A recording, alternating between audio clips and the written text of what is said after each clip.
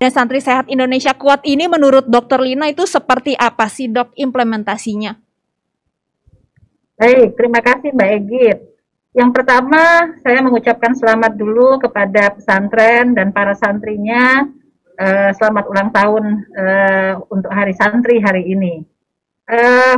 Pesantren sendiri sebenarnya memiliki, dan santrinya ya tentu memiliki potensi yang besar untuk pembangunan kesehatan. Sebenarnya sejak dulu juga kita selalu bekerja sama dengan para ulama, alim ulama, para santri untuk memajukan sistem kesehatan kita.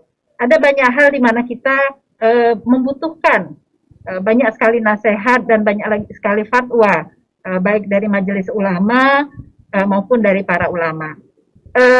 Antara lain dulu kalau lihat historinya ya, program KB, kemudian vaksin halal, itu kita tidak pernah bisa terlepas dari para ulama dan pesantren.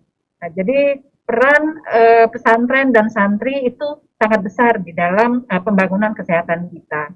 Nah, terkait dengan pandemi COVID-19 ini, santri dan pesantren itu tinggal di satu populasi, tinggal bersama dalam waktu yang cukup lama, dan populasinya relatif lebih padat dibandingkan dengan populasi rumah pada umumnya. Iya, betul. Sehingga kemungkinan atau risiko tinggi untuk transmisi itu tentu lebih besar pada santri.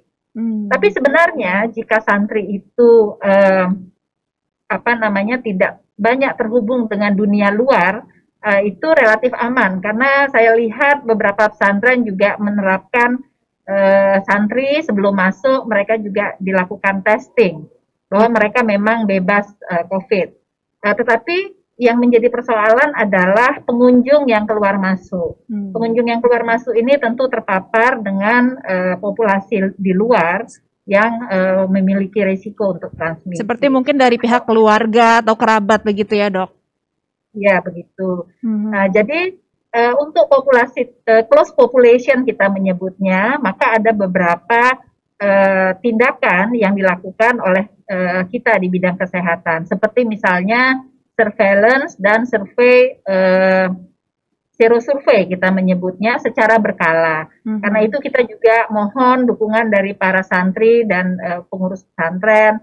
Jika ada petugas puskesmas yang ingin melakukan serosurvei untuk melihat kesehatan teman-teman santri, itu mohon untuk bisa didukung. Kemudian yang kedua, para santri jika memiliki gejala yang ringan sekalipun, itu mohon untuk tidak disembunyikan.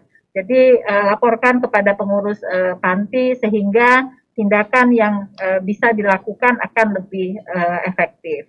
Terus yang ketiga, pesantren ini menurut kami wilayah yang sangat efektif. Jadi kalaupun ada yang terinfeksi, maka proses karantinanya menjadi lebih mudah dibandingkan dengan populasi umum. Jadi itu tindakan-tindakan yang bisa dilakukan, containment kita menyebutnya.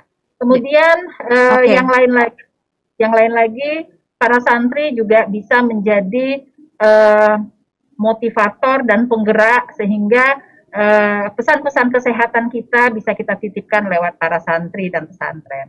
Oke, jadi tadi Dr. Lina sendiri menitik beratkan pentingnya transparansi ya, supaya juga mendukung program 3T pemerintah, testing, tracing, dan juga treatment ya dokter ya.